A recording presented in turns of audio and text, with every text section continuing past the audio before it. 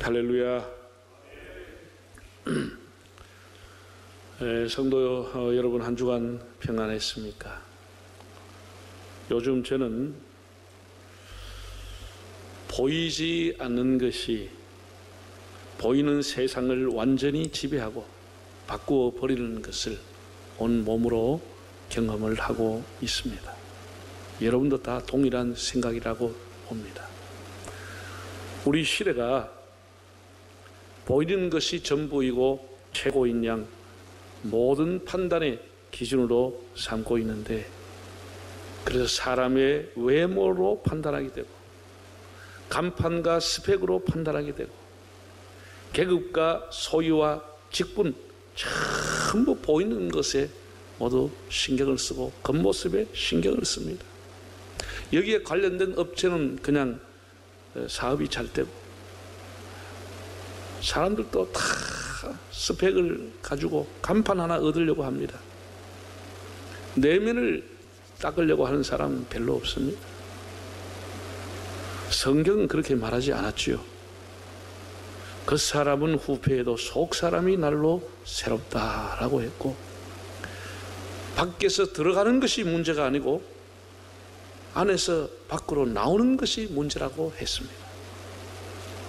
잠언 4장을 봐도 무릇 지킬 것보다 더욱 네 마음을 지켜라.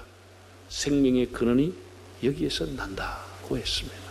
내 마음, 내 중심, 내 안, 내 생각, 보이지 않지만 이것이 더 중요하고 생명의 근원이다, 이렇게 말씀했습니다. 죄라고 하는 바이러스를 보십시오. 우리 눈에 보이지 않아요. 죄의 열매만 보이지 죄의 바이러스는 보이지 않습니다. 그러나 그 죄가 결국은 사람의 인생을 좌우하는 겁니다. 아무리 훌륭하고 아무리 모든 것을 갖추고 아무리 그 사람에게 신앙이 있는 것처럼 보여도 한번 죄라고 하는 바이러스가 침투해서 그를 지배하면 그의 생각, 인격, 양심, 판단 모든 것이 다 무너지고 마는 겁니다. 그래서 우리가 조심하고 조심해야 되는 겁니다. 코로나19라고 하는 이 바이러스를 눈에 보이지 않습니다. 금방 그 열매가 나타나지도 않습니다. 이거는 또 잠복기라는 시간이 있습니다.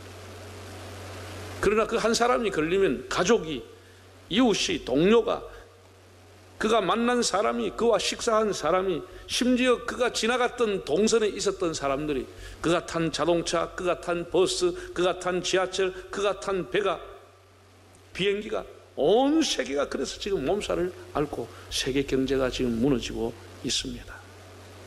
서로가 지금 국경선을 닫고 무역을 중단시키고 외교를 중단시키고 있을 만큼 온 세상이 난리와 난리의 소문으로 가득합니다.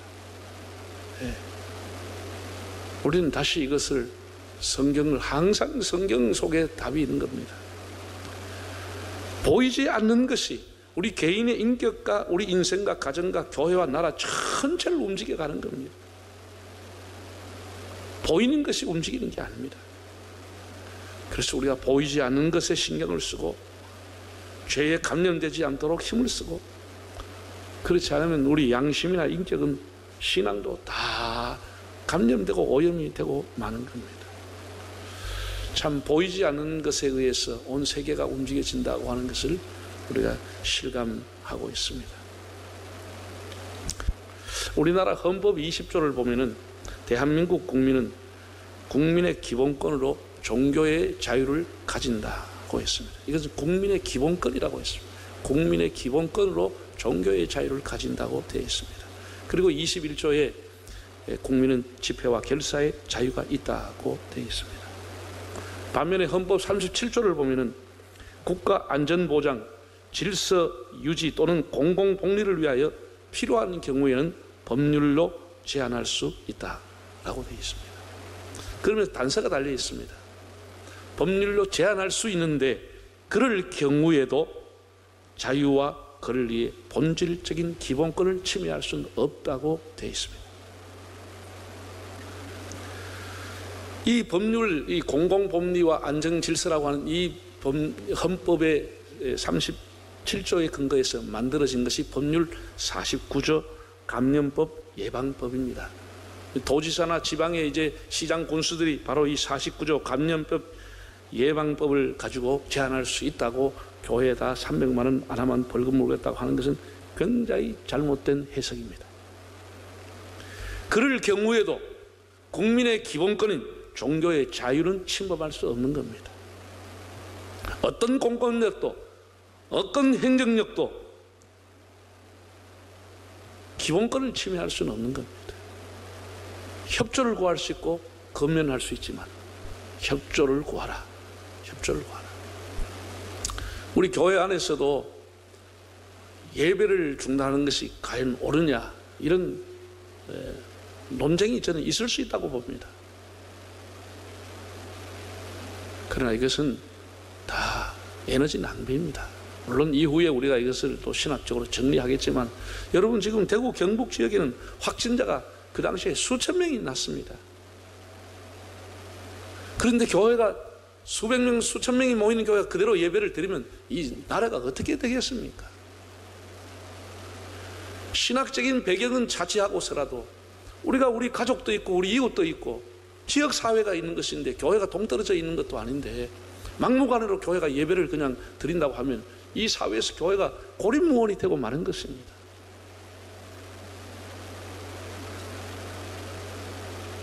대구 경북 지역의 사람들은 지금 비통의 눈물을 흘리고 있습니다. 매일 텅 비어있는 교회당, 쇠문으로 문이 닫혀있는 예배당을 보면서 그들은 피눈물을 흘리고 있습니다. 우리가 그들에게 대해서 왜 예배 안 드렸냐? 너무나 환경을 모르는, 현장을 모르는 이야기라고 봅니다. 누가 교회 문을 닫고 싶어 닫겠습니까? 여러분 지금 개척교회는 한 달에 월세 100만 원, 200만 원 내는 교회는 거의 문 닫을 지경이 됐습니다. 거의 한 달 동안 교회 예배 모이지 않지요? 헌금 일절이 들어오지 않지요? 그 개척교회보다 더 어려운 교회가 300명, 400명 모이는 교회가 예배당을 건축한 교회가 다달이 매월 상한금을 내야 되고 이자를 내야 되는 교회가 부도 직전에 나인 교회가 한두 교회가 아닙니다. 그러면서도 교회 문을 닫을 수밖에 없을 정도로 그렇게 확진자가 늘어나고 있는데 그런 교회를 향해서 왜 예배 안 드렸냐? 왜 문 닫았냐? 정말 너무나 잘못된 생각이라고 봅니다. 이번에 이제 우리 교단에 있는 서울의 이제 소위 말해서 대형 교회들이 지난주에 저에게 3억을 모아왔습니다. 대구 경북 지역의 어려운 교회들 먼저 도와주라. 네. 너무 감사한 일이죠. 우리가 서로를 좀 이렇게 상대를 이해하고 챙기는 것이 교회 안에서도 필요하다고 봅니다. 정부가 아무리 힘을 갖고 공권력이 있어도 함부로 이 국민의 기본권인 예배의 자유를 침해할 수는 없는 겁니다. 오늘 성경 본문에서 다니엘의 위대함을 다시 보게 됩니다. 다니엘은 남왕국이 패망한 후에 바벨론 포로로 잡혀간 소년이었습니다. 그는 반듯하게 하나님 경외하며 자랐습니다. 아무리 이방 지역이고 하나님 모르는 곳이라 해도 그 중심에는 늘 하나님 섬기는 마음이 자리 잡고 있었습니다. 성인이 되었어도 그 신앙은 변함이 없었고 방백이 되고 장관이 되고 총리가 되어도 하나님 경외하는 그 신앙 흔들리지 않았습니다. 바벨론이 패망하고 유대왕처럼 바벨론이 패망당하고 메대 사람 다리오가 왕이 되었습니다. 여러분 우리가 일반적으로 역사를 보면 정권이 바뀌면 어떤 일이 일어나죠?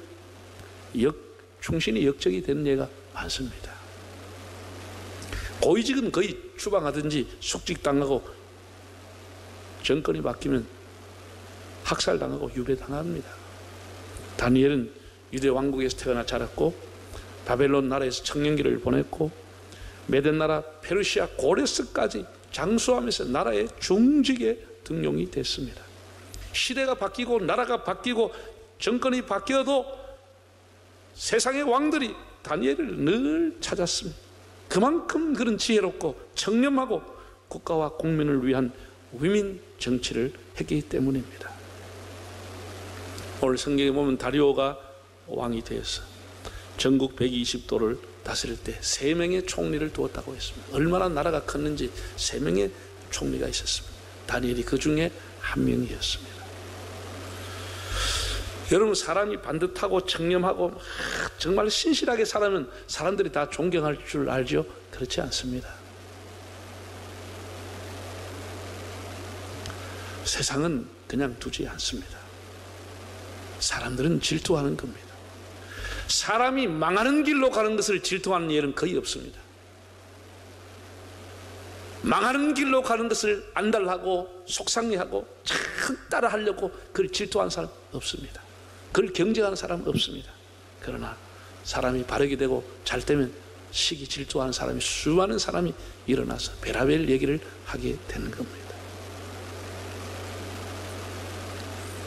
그래서 왕에게 신하들이 몰려가서 청원을 했습니다. 전하, 이 나라에는 왕보다 높은 사람이 없습니다. 왕이 영을 든든히 세우려면 30일 외에 왕 외에 어떤 신에게나 어떤 사람에게 기도하는 사람이 있으면 사자굴에 넣어야 됩니다. 왕이 최고입니다. 어떤 신보다 왕이 최고입니다. 이러니까 뭐 왕이 자기를 지켜 세우니까 뭐 당장 시행토록 하시오. 그래서 전국에 반포할 조서에 의인을 찍었습니다. 이건 누가 봐도 다니엘이라는 사람을 잡기 위한 모략이었습니다. 자, 6장 10절 한번 읽어보겠습니다. 다시 6장 10절 읽습니다. 다니엘이 이 조서에 왕의 도장이 찍힌 것을 알고도 자기 집에 돌아가서는 윗방에 올라가 예루살렘으로 향한 창문을 열고 전에 하던 대로 하루 3번씩 무릎을 꿇고 기도하며 그의 하나님께 뭐 하였더라고요? 감사하였더라.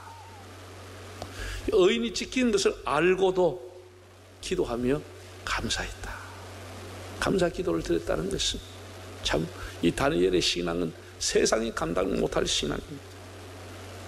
오히려 원망하고 불평할 일이었습니다.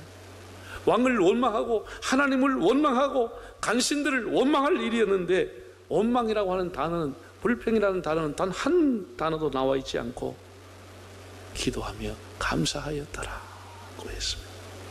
참 이는 평생 기도하고 평생 감사하는 다니엘의 신앙을 보게 됩니다. 여러분, 감사라고 하는 것은 우리가 이런 것을 보면 환경의 문제가 아니죠.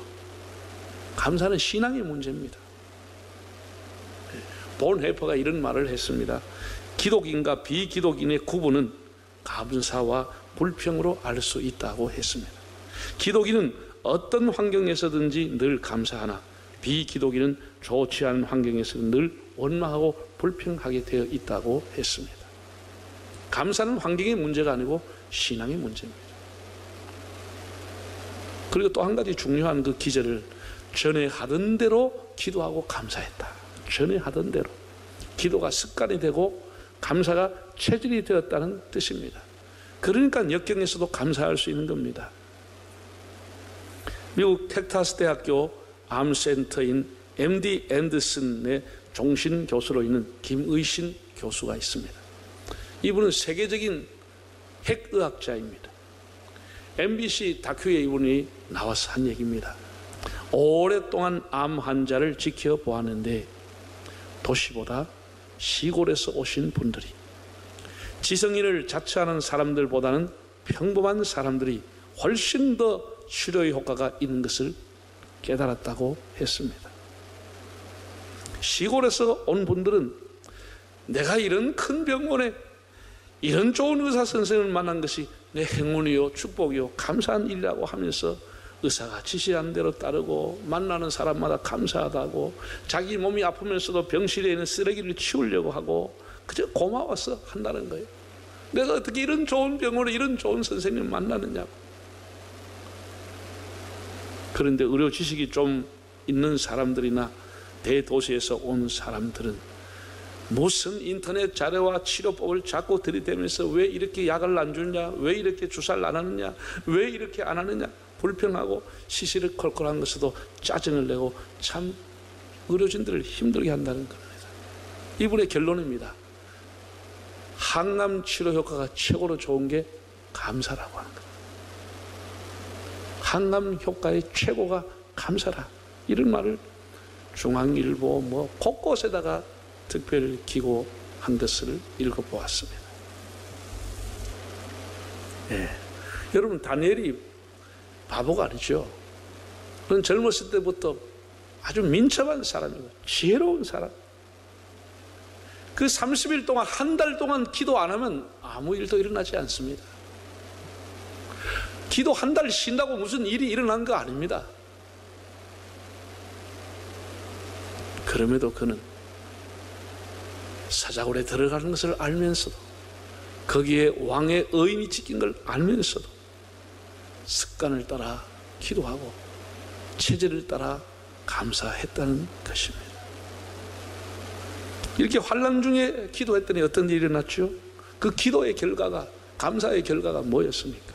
성경 기절 우리가 몇 절을 한번 화면을 보겠습니다. 6장 22절 23절 한번 읽어보겠습니다. 나의 하나님이 이미 그의 천사를 보내어 사자들의 입을 봉하셨으므로 사자들이 나를 상해하지 못하여 사오니 이는 나의 무죄함이 그 앞에 명백하옴이며 또 왕이여 나는 왕에게도 해를 끼치지 아니하였나이다 하니라. 왕이 심히 기뻐서 명하여 다니엘을 굴에서 올리라 하며 그들이 다니엘을 굴에서 올린즉 그의 몸이 조금도 상하지 아니하였으니 이는 그가 자기 하나님을 믿음이더라. 또 이로 끝나지 않아요. 개인만 구원받는 게 아니에요. 그 하나님을 알지 못했던 메대 사람 다리오라는 왕이 6장 26절에 이렇게 조서를 다시 내립니다. 한번 읽어볼까요? 6장 26절 내가 이제 조서를 내리노라. 내 나라 관할 아래에 있는 사람들은 다 다니엘의 하나님 앞에서 떨며 두려워할지니 그는 살아계시는 하나님이요 영원히 변하지 않으실 이시며 그의 나라는 멸망하지 아니할 것이요 그의 권세는 무궁할 것이며. 이방 왕인 다리오가 하나님을 찬양하는 것입니다. 그의 나라는 영원 무궁하고 하나님의 나라는 영원한 것이다. 찬양을 했다는 것. 그리고 다니엘 개인도 남은 생일을 어떻게 살아가느냐. 6장 28절에 이렇게 기록했습니다. 읽어보겠습니다.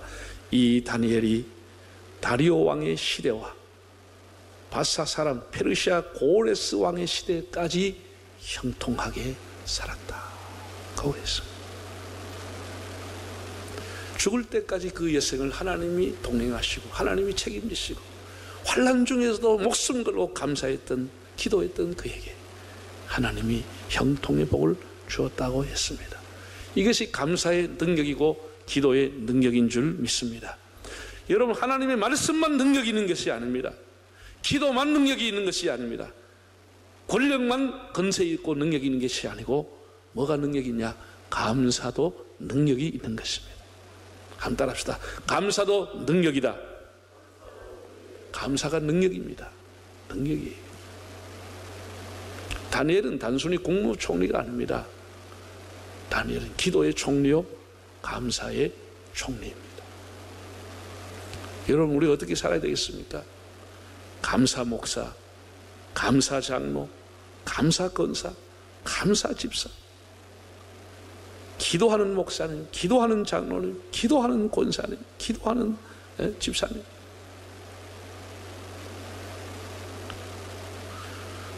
다니엘은 그냥 총리가 아닙니다. 감사 총리, 기도 총리였습니다. 사람이 무슨 일이든 원망하고 불평하면 그것도 사실 끝이 없습니다. 우리가 꼬리에 꼬리를 문다고 하는데 사람이 한번 원망하기 시작하면 원망도 꼬리에 꼬리를 물고 이어지는 겁니다. 우리가 감사하기로 작정하고 살면 감사도 꼬리에 꼬리에 물고 이어져 감사가 나오는 겁니다. 불평할 때 안 보이던 것 감사하면 보이고 길이 열리고, 만성 스트레스, 만성 불만증 이런 것은 거의가 다 감사하면 바뀌게 되는 겁니다.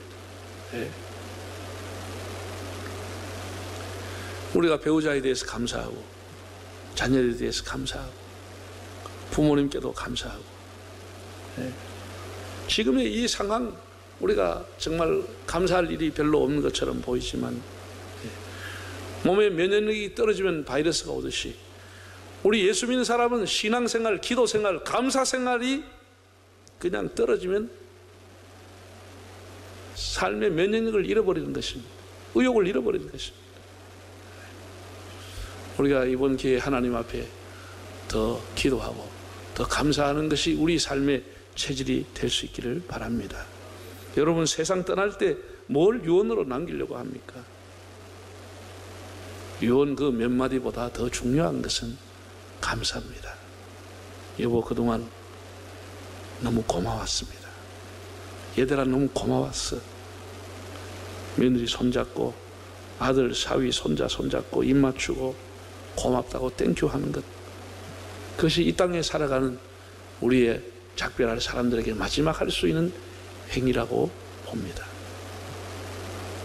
감사는 하나님의 명령도 아니고 율법도 아니고 우리의 의무도 아니지만, 감사는 투정의 산물과 노력의 대가도 아니지만, 감사하면 기적이 일어납니다. 감사하면 능력이 나타납니다. 감사를 연기할 필요가 없습니다. 우리 연기할 걸 연기해야 되지 감사는 연기할 필요 없습니다. 자, 이제 다시 결론적으로 시편 100편으로 돌아오겠습니다. 이 100편에서 너무나 감격스러운 것은 100편 4절을 100편 4절을 한번 읽어보겠습니다. 시작.